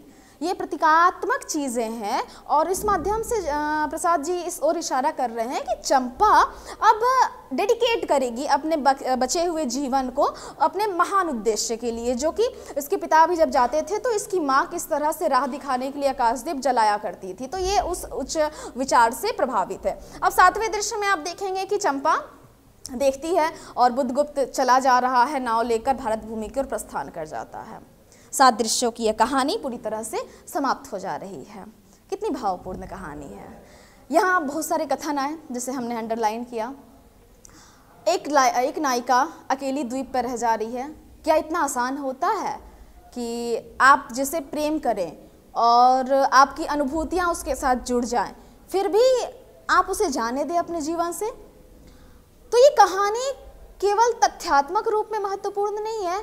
जयशंकर प्रसाद किस भावना को पाठक के पास पहुंचाना चाहते हैं, किस ऊंचे आदर्श को पहुंचाना चाहते हैं और किस प्रेमिल स्वभाव को पहुंचाना चाहते हैं, ये सारी चीज़ें तो निकल के आ ही रही हैं। बहरहाल एक पाठक का दायित्व तभी पूर्ण होता है जब इस अनुभूति को आप अपने हृदय की अनुभूतियों से जोड़ पाएं। ये ध्यान रखिएगा। अब कहानी समाप्त हो चुकी है 7 दृश्य, आगे बढ़ते हैं। अब देखिए यहाँ पर आपको स्क्रीन पर नज़र आ रहा है कि संपूर्ण कहानी 7 दृश्यों में बटी हुई है। आप एक बार चाहे तो पॉज करके इसे स्क्रीनशॉट भी ले सकते हैं या लिख भी सकते हैं। मैंने एक बार ये पूरा विवरण दिया है कि किस दृश्य में कौन सी घटना हो रही है, क्योंकि होता क्या है कि नेट के दृष्टिकोण से ना, यानी एग्जाम में ये पूछ देगा कि पहला कौन सा दृश्य हुआ है, कौन सी घटना पहले हुई है, आप क्रम में सजाइए, कोई बड़ी बात नहीं है। तो एक बार आप देख लीजिए इन सारी चीज़ों को कि पहला दृश्य क्या है और दूसरा दृश्य पदाध्यक्ष पद के लिए नायक और जलदस्युओं में भीषण युद्ध होता है। फिर तीसरा दृश्य जिसमें चंपा और बुद्धगुप्त के संवाद से उनकी व्यक्तिगत जानकारी प्राप्त होती है और नए द्वीप का नाम रखा जाता है। चौथा दृश्य भी आप अच्छे तरह से नोट कर लीजिए कि विगत 5 साल के बाद का चित्रण शुरू होता है और चंपा की प्रतिष्ठा का पता चलता है। हमें किस तरह से पता चलता है कि भाई रानी कहा जा रहा है इससे, और आकाशदीप दीप पर हास्य करना और चंपा का इस चीज़ से क्रोधित हो जाना, ये सब चौथे दृश्य में होता है। फिर 5वें दृश्य में भी आप नोट कर लीजिए कि चंपा नौका विहार कर रही है और वहीं पर वो अपने हृदय के भावों को प्रकट करती है। फिर चंपा और बुद्धगुप्त दोनों एक दूसरे के समक्ष अपने प्रेम को स्वीकार करते हैं। छठा दृश्य जहाँ पे उत्सव चल रहा है, उत्सव का उद्देश्य भी यहाँ आपको पता है, आप अच्छे से नोट कर लीजिए। और यहाँ पर ये सारी चीज़ें जो हो रही हैं। 7वां दृश्य में बुद्धगुप्त अपनी जन्मभूमि को प्रस्थान कर जाता है। चंपा का कर्तव्य स्तंभ, द्वीप स्तंभ समय के साथ शेष हो जाता है। यानी कहानी की जो अंतिम पंक्तियाँ हैं ना, उससे पता चलता है कि वो जो द्वीप स्तंभ बना था वो द्वीप स्तंभ समय के साथ ढह जाता है, भूकंप आए, आंधी आए, जो आए, ढह जाता है। अब आगे देखिए, अब ये सारी चीजें आपके लिए अत्यंत महत्वपूर्ण होने वाली है। उद्देश्य नेट जेआरएफ का एग्जाम, ठीक है। पात्रों की संख्या कितनी है तो फटाफट नोट करते हैं और वीडियो को आगे बढ़ाते हैं। प्रमुख पात्र है चंपा और बुद्धगुप्त। उपस्थित सहयोगी पात्र, यहाँ मैंने अलग अलग कैटेगरीज में बांट दिया है पात्रों को, कुल संख्या 7 है। लेकिन नायक और जया, चूंकि नायक का जिक्र हो रहा है वो केवल बुद्धगुप्त की स्थिति को, मजबूत स्थिति को दिखलाने में सहायक है, इसलिए नायक, और जया चूंकि वो सहयोगिनी है और चंपा की स्थिति को एक सहायता देती है कि कैसे लेखक हाईलाइट करेगा कि चंपा की स्थिति क्या है। तो ये सारी चीजों के लिए ये जरूरी है 2 पात्र। अनुपस्थित पात्र, पोताध्यक्ष मणिभद्र, साध्वी, चंपा की माँ और चंपा के पिता, इन तीनों का केवल जिक्र होता है, ये लोग उपस्थित नहीं होते हैं, लेकिन कहानी को आगे बढ़ाने में महत्वपूर्ण भूमिका अदा करते हैं। साध्वी, चूंकि जब आप पंक्तियां पढ़ रहे होंगे तो आपने सुना होगा कि चंपा कहती है कि इसके पिता कहते थे, जब नाव से जहाज से लौट के आते थे समुद्र से, तो कहते थे कि साध्वी तुम्हारे ही इस कृत्य से मुझे बल मिलता है, और इस तरह की बातें हैं कि वो चंपा की माँ के प्रति आभार प्रकट कर रहे हैं। तो वहाँ साध्वी शब्द का प्रयोग हुआ है। अब साध्वी नाम भी हो सकता है, या फिर चूंकि वो साधना कर रही है, डेडिकेटेड है, तो इस प्रक्रिया को साध्वी कह कर कि भाई तुम साधना कर रही हो, तुम साध्वी हो, दोनों बातें हो सकती हैं। नाम भी हो सकता है और कार्य करने की शैली की वजह से भी प्रकृतिवश नाम दिया जा सकता है, दोनों बातें हैं, तो ये ध्यान रखिएगा। और ये पूरा स्थान मैंने आप लोगों के लिए आसान कर दिया है काम, आप यहाँ से नोट कर सकते हैं किन किन स्थान का जिक्र हुआ है। आगे बढ़ते हैं, नोट ये कर लीजिए, कहानी वर्णनात्मक शैली में है। वर्णन करने का मतलब एक्सप्लेन कर रहे हैं, पूरी कहानी एक तरह से सुनाई जा रही है। पहला दृश्य उसमें ऐसा हुआ, दूसरा दृश्य वैसा हुआ, फिर 5 साल बाद कहानी आगे बढ़ी, तो ये वर्णन करने की शैली है। सवाल आया किस तरह की शैली है, तो वर्णनात्मक। और विशुद्ध रोमानी कहानी जिसमें प्रेम और घृणा के द्वंद्व का चित्रण हुआ है। जयशंकर प्रसाद जहाँ रहते हैं ना, वहाँ प्रेम और घृणा या फिर किसी भी तरह से वो द्वंद्व की स्थिति किरदार के सामने उपस्थित कर ही देते हैं। गोपाल राय का स्टेटमेंट आप नोट कर लीजिए अच्छे से कि आकाशदीप कहानी का परिवेश अपने समय का यथार्थ न होकर इतिहास है। यानी अपने समय का यथार्थ नहीं है, सच नहीं है। जिस वक्त जयशंकर प्रसाद लिख रहे थे ना, उस वक्त ये चीज़ें ऐसी घटित नहीं होती थी, इतिहास है। सही बात है, क्योंकि आपने देखा होगा, मैंने शुरू में कहा है कि यह कहानी ऐतिहासिक भावभूमि पर रची गई है, एक प्रेम कहानी है, काल्पनिक कथाओं का रोमानी परिवेश है, ठीक है। ये सारे यहाँ पर जिक्र कर रहे हैं, प्रेम और घृणा का ऐसा द्वंद्व और परस्पर स्पर्धता शायद ही हिंदी की किसी और कहानी में मिले। तो प्रेम और घृणा के बीच जो द्वंद्व चल रहा है ना, जिस तरह का एकदम गंभीर स्थिति बनी हुई है हृदय में, क्या करें ना करें, ये शायद किसी कहानी में मिले। तो ये तारीफ है गोपाल राय आलोचक के रूप में जयशंकर प्रसाद का। मुझे उम्मीद है आप लोगों ने नोट कर लिया होगा। अब आगे बढ़ते हैं, महत्वपूर्ण बिंदु। ये बिंदु चूँकि जैसे मैंने शुरू में कहा था, यूजी पीजी में जो बच्चे पढ़ रहे हैं, चूँकि नेट वालों के लिए भी इम्पॉर्टेंट है, अभी शायद मेरा जहाँ तक मानना है कि आपने इस दृष्टिकोण से कहानी को नहीं पढ़ा होगा, कि आपको ये सारे पॉइंट कहानी में शायद आपने महसूस ना किया होगा। तो आइए, अगर यूजी पीजी के स्टूडेंट हैं तो उनको क्वेश्चन आता है कि आप आकाशदीप शीर्षक कहानी का प्रतिपाद्य प्रस्तुत करें या उसके उद्देश्यों पे चर्चा करें या कहानी की कथा वस्तु लिखें, किसी भी तरह से सवाल आए, आप इन बिंदुओं को लिखकर कि भूमिका देकर कि भाई कहानी ये है, भूमिका में आप लेखक का परिचय भी दे सकते हैं, उसके बाद कथा वस्तु या प्रतिपाद्य या उद्देश्य कुछ भी पूछे। 1 नंबर पॉइंट दे सकते हैं प्रकृति चित्रण। प्रकृति चित्रण में आप 2-4 लाइन लिख सकते हैं कि हाँ, इस कहानी में प्रकृति चित्रण जयशंकर प्रसाद द्वारा किया गया है, उदाहरण के तौर पर ये पंक्तियाँ हैं, वो पंक्तियाँ यहाँ से आप लिख सकते हैं। तो एक लॉन्ग आंसर बनाने का जो फॉर्मेट है ना, वो मैं आपको यहाँ दे रही हूँ। तो मुझे आशा है कि ये चीज़ें आपको अच्छी लगेंगी, और अच्छी लगे तो आप कमेंट बॉक्स में ज़रूर बताइएगा। और वीडियो अगर ज़रा लंबा हो रहा हो, आपको फील हो रहा है, तो कोई बात नहीं, एंजॉय कीजिए। इतनी महत्वपूर्ण चीज़ें और इतने अच्छे मटेरियल तो आप लोग के लिए लाई हूँ।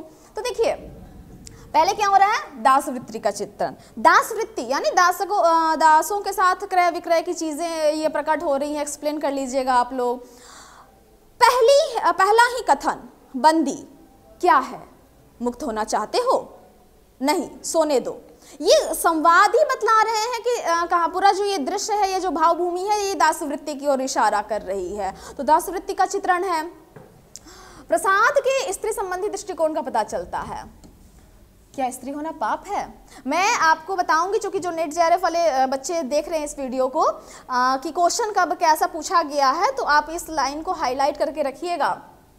यहाँ स्त्री, चूंकि आप देखिए जयशंकर प्रसाद डायरेक्टली नहीं इशारा कर रहे हैं, लेकिन जब वो कहानी लिख रहे थे उस समय की परिस्थिति 1928 का समय है लगभग, या जिस वक्त की कहानी कही जा रही है, जब हमारे यहाँ आक्रमणकारियों का प्रवेश नहीं हुआ था और पूरी तरह से राजो रजवाड़ों का ही था यहाँ पर पूरा साम्राज्य, तब भी स्त्रियों की क्या दशा थी और आज क्या दशा है, इन सब तीनों कालों को रिलेट करते हुए आप यहाँ पर एक आंसर, एक कुछ चंद पंक्तियाँ लिख सकते हैं और कहते हैं क्या स्त्री होना पाप है। तो ये भी आप लिखिएगा कि ये सवाल आज भी प्रासंगिक है या नहीं। प्रासंगिकता इस कहानी की यहाँ पर इस कथन से प्रकट हो रहा है। आगे बढ़ते हैं जल्दी से और देखिए प्रकृति चित्रण। ये चंद बिंदु हैं। तारक खचित नील अंबर वाली पंक्तियाँ, चूंकि मैंने वहाँ समझाया था कि इसका अर्थ क्या है। पश्चिम का पथिक थक गया, उसका मुख पीला पड़ गया। आपने पंक्तियाँ नोट की थी? अगर नहीं तो कर लीजिए, प्रकृति चित्रण में काम आएगा। पश्चिम का पथिक कौन होता है? सूर्य पूरब की ओर से निकलता है यात्रा करते करते और पश्चिम में ढलता है। तो ऐसे नहीं लिख रहे हैं कि सूर्यास्त हो चला है या समय हो रहा है, वो ये लिख रहे हैं कि पश्चिम का पथिक थक गया, उसका मुख पीला पड़ गया है। सुबह से काम करते करते शाम हो जाए तो लोगों का चेहरा थक जाता है, ठीक उसी तरह से सूरज का चेहरा भी थक गया है। यहाँ पे ध्यान दीजिएगा, प्रकृति चित्रण में जयशंकर प्रसाद मानवीकरण कर रहे हैं। इसे भी आप विश्लेषणात्मक पंक्ति में लिख सकते हैं। ये मानवीकरण है कि उसका मुख पीला पड़ गया, पश्चिम का पथिक है, ठीक है। चंद्र की उज्जवल विजय पर अंतरिक्ष की शरद लक्ष्मी, यानी पूर्णिमा की चांदनी। अभी कुछ दिन पहले वो शरद पूर्णिमा जिस दिन ग्रहण लगा था, तो शरद लक्ष्मी आशीर्वाद के फूलों को बिखेर रही है, यानी शीत ओस की बूंदें वो पूरी जगह बिखेरी हुई हैं। और चंद्रमा की चांदनी चूंकि उज्जवल है ही, चंद्रमा की रोशनी और उस पर से भी ओस की बूंदे या पूरा कुहासा भरा, कितना सुहावना दृश्य होता है। अब तो ये शुरू ही होने वाला है। अस्तित्व के लिए संघर्ष, चौथा पॉइंट। ये जो दृश्य है ना कि दोनों नायक लड़ रहे होते हैं, नायक और बुद्धगुप्त लड़ रहा होता है, यहाँ पर अस्तित्व के संघर्ष की ओर जयशंकर प्रसाद इशारा कर रहे हैं। आप कभी भी कहीं भी किसी भी परिस्थिति में रहिए, चाहे आप घर में रहिए या आप अपने वर्किंग प्लेस पर रहिए, तो वहाँ पर आपको अपने अस्तित्व को, अपने पोजीशन को बनाने के लिए थोड़ी मेहनत करनी होती है। तो यहाँ पर अस्तित्व के संघर्ष के लिए आप देखिए, मैंने यहाँ पर आपके लिए आसान कर दी हैं पंक्तियाँ निकाल कर कि किन जगह से पता चलता है। आगे बढ़ते हैं। नारी शोषण का चित्रण, और ये दो पंक्तियां हैं, उदाहरण तौर पे आप लिख सकते हैं कि कहाँ से हमें ज्ञात हो रहा है, ठीक है। नारी शोषण का जिक्र कर चुके हैं और प्रसाद की भी नारी संबंधी दृष्टिकोण क्या है वो पॉइंट हाईलाइट हो चुका है। स्वजन के प्रति आत्मीयता का चित्रण, जिस वजह से चंपा निर्णय लेती है कि मुझे यहीं रहना है, या वो अपनी स्टोरी सुनाती है, देखिए यह उसी की पुण्य स्मृति है, या कभी कभी इस द्वीप पर स्तंभ जलाकर अपने पिता के समाधि का इस जल में अन्वेषण करूंगी। तो ये जो पंक्तियां है ना, आप अपने लोगों से कितने अटैच हैं भावनात्मक रूप से, ये प्रगाढ़ता जीवन में कितनी जरूरी है कि आप जुड़े रहें लोगों से, इसका यहाँ पर जयशंकर प्रसाद इशारा दे रहे हैं पाठकों को। तो यहाँ पर ये एक बिंदु निकलकर सामने आ रहा है। कर्तव्य पथ की श्रेष्ठता का चित्रण, मुझे छोड़ दो इन निरीह भोले भाले प्राणियों के बीच उनकी सहानुभूतियों को और सुख दुख को मैं बांटूंगी। तो ये कर्तव्य पथ की श्रेष्ठता, आपका कर्तव्य पथ आपके अंदर आपके व्यक्तिगत हानि लाभ से कितना बड़ा है, इसका जिक्र यहाँ पर हो रहा है। आगे बढ़ते हैं और ये देखिए, जन्मभूमि भारत के प्रति आकर्षण और प्रेम का चित्रण। जब जयशंकर प्रसाद हो लेखक के तौर पे, तो मैं आपको बताते चलूँ, आप उनकी कविता पढ़िए, अरुणिम मधुमय देश हमारा, या कोई भी नाटक पढ़िए या कहानी पढ़िए, जयशंकर प्रसाद भारतीयता को बहुत ही अधिक महत्व देते हैं। और किसी न किसी तरीके से, चूंकि जयशंकर प्रसाद का जो हृदय है ना, कवि हृदय है, तो वो प्रकृति चित्रण करेंगे ही और वो भारतीयता को स्पष्ट करेंगे ही, ठीक है। तो ये आप लिख लीजिएगा। अब देखिए 9 नंबर पॉइंट पर आते हैं, व्यक्तिगत प्रेम और देश प्रेम के मध्य द्वंद्व। यहाँ भी गोपाल राय के स्टेटमेंट में भी बात शुरू हुई थी कि ये द्वंद्व की स्थिति में ला रहे हैं। और 9 नंबर पॉइंट आप देख लीजिए, मैं साइड हट जाती हूँ, अच्छे से आप इसका स्क्रीनशॉट ले लीजिए, लिख लीजिए। 10वां नंबर पॉइंट है नास्तिकता और आस्तिकता की जय का चित्रण। मैंने कहा था कि बुद्धगुप्त जो है ना, वो एक तरफ कह रहा है, या कहानी में पता चलता है कि उसे किसी चीज़ पे भरोसा नहीं है। दूसरी जगह खुद बुद्धगुप्त कहता है कि मुझे अपने हृदय के दुर्बल अंश पे भरोसा हो चला है। जयशंकर प्रसाद की रचनाओं में भारतीयता का कोई भी दर्शन या कोई भी मत स्वतः स्पष्ट हो जाता है, उपस्थित हो जाता है, या फिर वो सोच के करते होंगे, दोनों बातें हो सकती हैं। मगर महत्वपूर्ण बात यह है कि कोई ना कोई दर्शन, कोई ना कोई भारतीय मत मतांतर का यहाँ पर उपस्थित होना अनिवार्य है अगर जयशंकर प्रसाद की रचना है।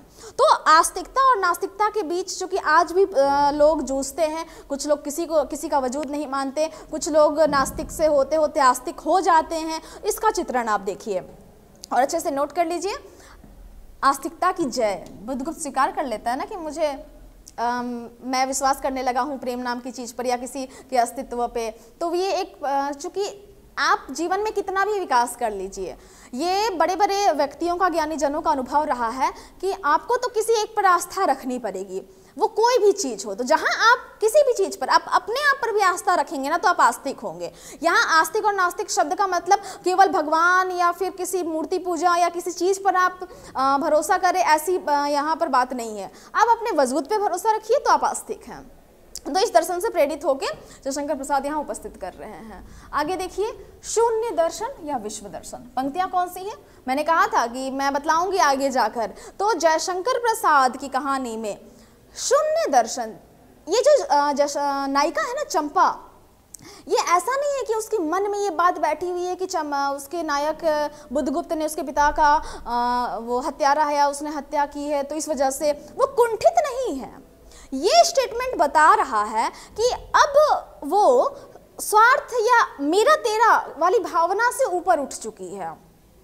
और जैसे मदर टेरेसा किसी और देश में जन्मी थी, सेवा यहाँ दी भारत में आके, उन्होंने विवाह भी नहीं किया था। तो आप उस स्त्री से भी रिलेट कर सकते हैं कि एक स्त्री है चंपा और उसके हृदय में अब व्यक्तिगत या फिर सामाजिक या फिर अपने देश के प्रति श्रद्धा ना हो कि अब वो विश्वव्यापी हो चली है। ये उसका समभाव दर्शन है कि पूरी धरती अपनी है, वसुधैव कुटुंबकम। तो ये शून्य और विश्व दर्शन है, जयशंकर प्रसाद इशारा कर रहे हैं। आगे देखिए, अब हम बात करते हैं, एक बार आप नोट कर लीजिएगा कि भाई प्रकाशन वर्ष कब है। फिर से नेट जेआरएफ वाले बच्चों के लिए अब महत्वपूर्ण पॉइंट्स आ गया है कि पत्रिका कौन सी, इंदु पत्रिका। प्रकाशन वर्ष क्या था? 1928। और चूंकि अब मैं आप लोगों को ये बतला दूं, ये महत्वपूर्ण सवाल आता है, किसने कहा, किससे कहा और किसके प्रति कहा। इस दृष्टिकोण से मैंने कुछ संवादों को पॉइंट वाइज अलग कर लिया है। अब मुझे लगता है कहानी पे इतनी बात हो गई है तो इसे समझाने की जरूरत तो विशेष नहीं है, आप लोग बहरहाल नोट कर लीजिए। आप देखिए, चंपा का बुद्धगुप्त से, बुद्धगुप्त चंपा से, इस तरह करके यहाँ पर 4 संवाद हैं। और फिर ये संवाद जो मुझे लगा कि जरूरी है कि पूछ सकता है कभी भी, और किसी न किसी इन संवादों के माध्यम से कहानी के टर्निंग पॉइंट का पता चलता है। और इसके अलावा भी यदि आपको लगे कि कोई संवाद छूट गया है मुझसे, तो आप लोग कहानी पढ़ने के दौरान उसे अच्छे से नोट कर सकते हैं, क्योंकि हम लोग इस लेवल तक की तैयारी कर लें कि सवाल कहीं से भी आए तो हमारा तैयारी इतनी अच्छी तरीके से हो कि कोई भी सवाल छूटे ना। इस कहानी से प्रयास ये होना चाहिए। अभी दिसंबर में एग्जाम होने वाले हैं। अब देखिए, मैं एक नई चीज़ यहाँ पर आपको दिख रही है, जयशंकर प्रसाद का जन्म वर्ष मैंने यहाँ पर अंकित कर दिया है। और इनकी प्रथम कहानी ग्राम 1911 में इंदु पत्रिका में छपी थी। चूंकि आकाशदीप कहानी पे बात हो रही है तो थोड़ी थोड़ी चर्चा लेखक पे भी हो जाए, ठीक है, इस वजह से आप इसे नोट कर लीजिएगा। जयशंकर प्रसाद की कुल 5 कहानी संग्रह है। नाटककार के रूप में उन्होंने कितने नाटक लिखे, कहानीकार के रूप में उन्होंने कितनी कहानियां लिखी, उपन्यासकार के रूप में उनके कितने उपन्यास हैं, ये ब्यौरा जरूर याद रखिएगा। तो कहानी के रूप में 5 कहानियां हैं। अब एक कोडिंग है, कोडिंग के माध्यम से हम उस 5 कहानी को याद रख सकते हैं। थोड़ा इंटरेस्टिंग है, देखिए कोडिंग क्या है। छाया की प्रतिध्वनि आकाश में गूंज उठी। छाया नाम की एक बालिका है, ठीक है, उसकी प्रतिध्वनि, यानी जैसे आप खाली कमरे में आप या खाली जगह पे आप कुछ बोलते हैं तो आवाज़ का रिफ्लेक्शन आता है ना, वही चीज़ें 2-3 बार हमें रिपीट करके सुनाई देती है, प्रतिध्वनि उसे ही कहते हैं। तो छाया एक स्त्री है जिसकी आवाज़ वापस से गूंज उठी है आकाश में, जिससे आंधी का इंद्रजाल उत्पन्न हो गया। इंद्रजाल शब्द का मतलब होता है जादू। इंद्रजाल का मतलब माया जाल और जादू होता है, जो सच ना हो वैसी चीज़ें। तो आप देखिए कोडिंग का अर्थ पहले समझ लेते हैं कि छाया नाम की एक स्त्री है जिसकी प्रतिध्वनि आकाश में गूंज उठती है, और आंधी का इंद्रजाल यानी आंधी का एक जादू उत्पन्न हो गया, आंधी आ गया, एक माया, आंधी है नहीं सच में, जादू हुआ एक, ठीक है। ये अब पंक्ति का अर्थ समझ गए। अब देखिए छाया से पहली कहानी संग्रह आ गई, छाया, जो कि 1912 में प्रकाशित हुई थी। प्रतिध्वनि एक शब्द है जिससे कहानी संग्रह का नाम है, जो कि 1926 में आई थी। आकाश शब्द से आकाशदीप तीसरा कहानी संग्रह, जो कि 1928 में आई थी। उसके बाद यहाँ आंधी शब्द से इनकी चौथी कहानी संग्रह, जो कि 1931 में आई थी। और उसके बाद ये इंद्रजाल पांचवी कहानी, जो कि 1936 में आई थी। ये पूरा ब्यौरा आप अच्छे से नोट कर लीजिए, स्क्रीनशॉट ले लीजिए, ये बहुत काम आने वाले हैं। ये क्रम कभी भी कहानियों का पूछता है कि आप कहानियों को क्रम में लगाइए, तो कम से कम जयशंकर प्रसाद की कहानियों का क्रम आप सजा सकते हैं इस कोडिंग के माध्यम से। आगे बढ़ते हैं। छाया जो कहानी है प्रसाद की प्रथम कहानी संग्रह होने के साथ साथ हिंदी की भी प्रथम कहानी संग्रह है। यानी आप देखेंगे कहानी का जब उद्भव विकास पढ़ेंगे तो कहानी संग्रह के तौर पर पहली जो किताब थी वो जयशंकर प्रसाद की ही थी, छाया जो कहानी संग्रह है। और जयशंकर प्रसाद की जो अंतिम कहानी है ना, उसका नाम सालवती है, जो कि इंद्रजाल नामक कहानी संग्रह में प्रकाशित हुई थी। ठीक है, अब देखिए जयशंकर प्रसाद की चर्चित कहानियों का आपको यहाँ ब्यौरा दिख रहा है। हालांकि जयशंकर प्रसाद ने कुल 70 कहानियाँ लिखी हैं। आप यह ना समझिएगा कि मैं 70 कहानियों का ब्यौरा दे रही हूँ। कुल 70 कहानियाँ, ऐसा मतलब ये आंकड़ा मिलता है कि उनकी कहानियाँ उनके द्वारा लिखी गई। कुछ कहानियों का मैं यहाँ पर आपको कॉलम में चार्ट दिखा रही हूँ कि वो कहानी किस पत्रिका में प्रकाशित हुई थी, क्योंकि कभी कभी ये पूछ देता है कि वो कौन सी पत्रिका है, कौन सी कहानी किस पत्रिका में छपी है। तो आप अच्छे से इसका स्क्रीनशॉट ले लीजिए। इसे बोलकर रिपीट करने की आवश्यकता तो नहीं है। खंडहर की लिपि, घीसू, कौन सी कहानी कौन सी पत्रिका में छपी है।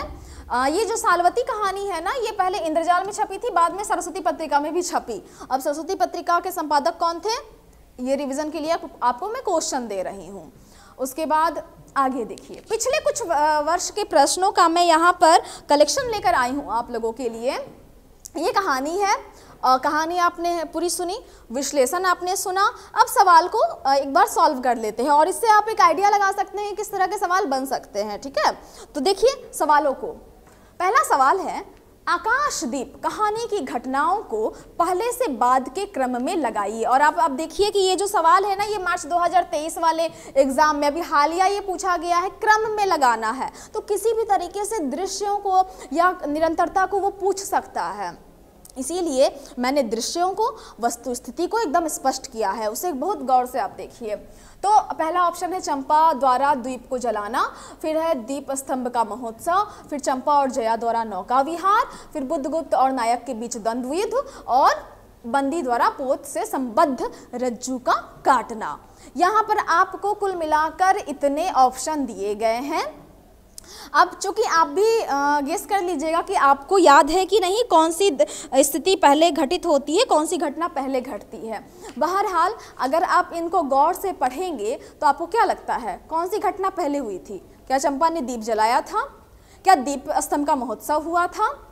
या चंपा जया ये नौका विहार कर रही थी? तो पूरे दृश्य में जहाँ तक मुझे याद है, चूंकि आप अपनी याददाश्त पे भी गौर फरमाइएगा, शायद मैं गलत ना हो जाऊं, ठीक है, जहाँ तक मेरा ख्याल है कि बंदी द्वारा पोत से संबद्ध रज्जू काटना, श्योर हूँ। ठीक है, आप भी श्योर हो जाइए, भूलिएगा नहीं। कंफ्यूज करने का या कंफ्यूजन की स्थिति पैदा करने की बिल्कुल संभावना है प्रश्न के माध्यम से, आपको कंफ्यूज नहीं होना है।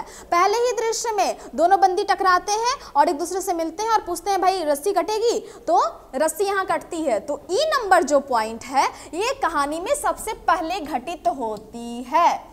ठीक है। उसके बाद दूसरे दृश्य में वो लोग नाव लेकर निकलते हैं, तो आगे ये चीज़ होता है। अब देखेंगे हम, चूंकि कंपटीशन का वाला एग्जाम है ना, तो हम पूरे दृश्य पे दिमाग नहीं लगाएंगे, ठीक है।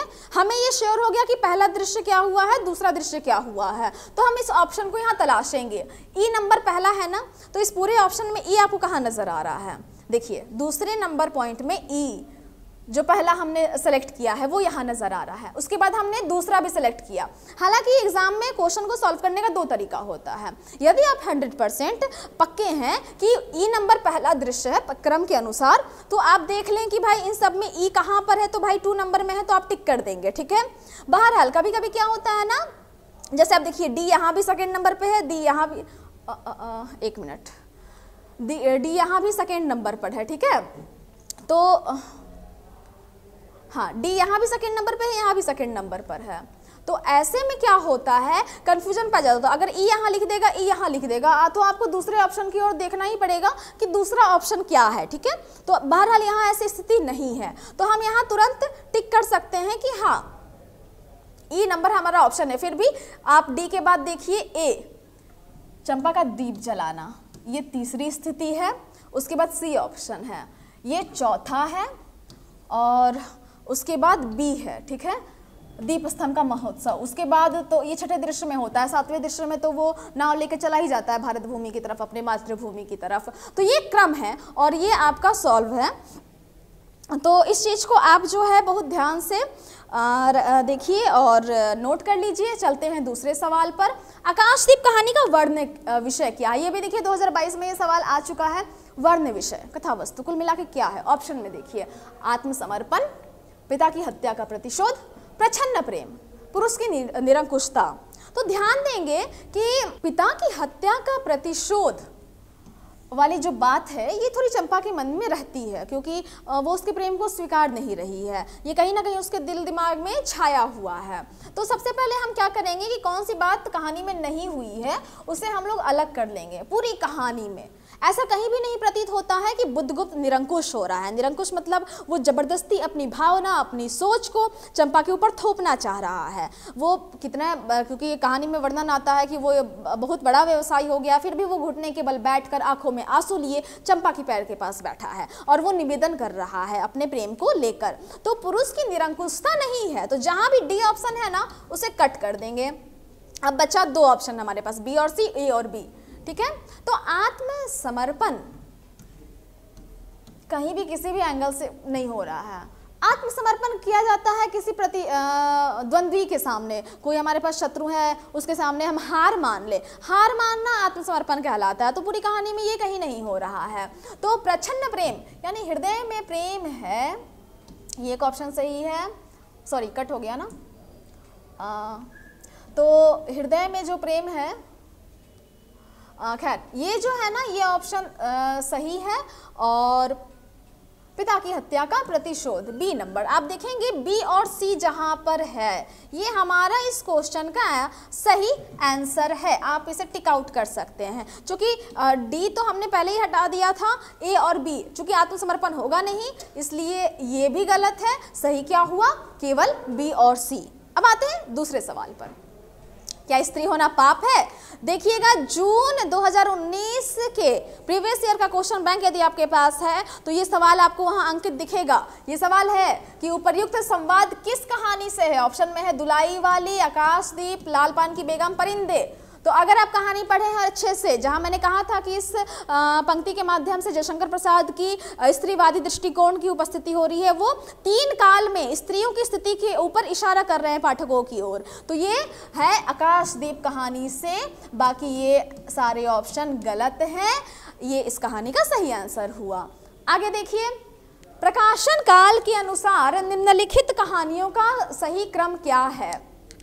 2019 दिसंबर। तो आपको ये ध्यान होगा कि जब आकाशदीप कहानी है तो इनके साथ साथ आपके सिलेबस में जितनी कहानियां हैं उसके प्रकाशन वर्ष को भी आपको लिखना होगा। तो मैं इस कहानी के लिए चूंकि आप देखिए ऑप्शन में क्या नजर आ रहा है, जितने ऑप्शन है स्क्रीन पे आपको नजर आ रहा है, उसने कहा था 1915, आकाशदीप 1928, ईदगाह 1933, 1960, तो उसने कहा था सबसे पहले है। तो ये 2 नंबर पॉइंट जो कहानी की है ये काफ़ी अच्छी है और प्रकाशन वर्ष के अनुसार, क्रम के अनुसार है। फिर आकाशदीप है, फिर ईदगाह है, फिर परिंदे है, तो ये हमारा सही आंसर है।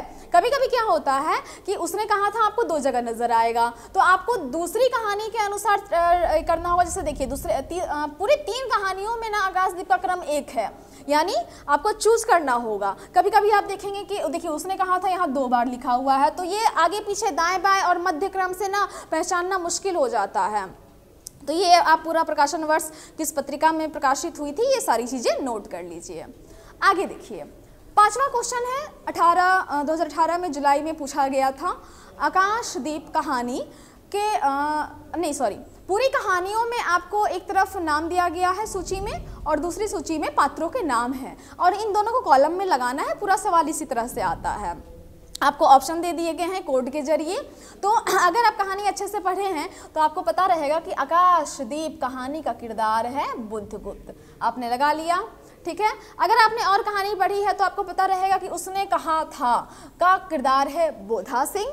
और अगर आपने बहुत अच्छे से पढ़ी है गैगरीन कहानी तो आपको पता रहेगा मालती भी गैगरीन से संबंधित है। चूंकि इसमें फ़ायदा ये होता है कि अगर ऑप्शन आपके पास ये ऑप्शन सही है ना, आप आकाशदीप से बुद्धगुप्त को देख रहे हैं, ये 3 नंबर, तो A का 3 कहाँ है? तो देखिए A का 3 यहाँ एक जगह है, आप तुरंत 1 आंसर टिक कर देंगे 100% श्योर। लेकिन अगर A का 3 आपको 2 जगह दिख गया तो ठीक है, तो इस क्रम में क्या होता है ना कि ऑप्शन चूज करना बहुत कठिन हो जाता है। बहरहाल जब आप नेट की तैयारी कर रहे हैं तो पूरी कहानियों के पात्रों के नाम याद रखने होते हैं। तो अगर दिल्ली में एक मौत नाम की कहानी आप नहीं पढ़े हैं, आपके सिलेबस में भी नहीं है, कोई बात नहीं। अब बाकी 3 कहानियाँ आपके सिलेबस की हैं, आप उससे लगा सकते हैं अंदाज़ा। तो A का 3 हो गया, B का देखिए 4, अतुल सिंह जो है वो दिल्ली में एक मौत कहानी का पात्र है।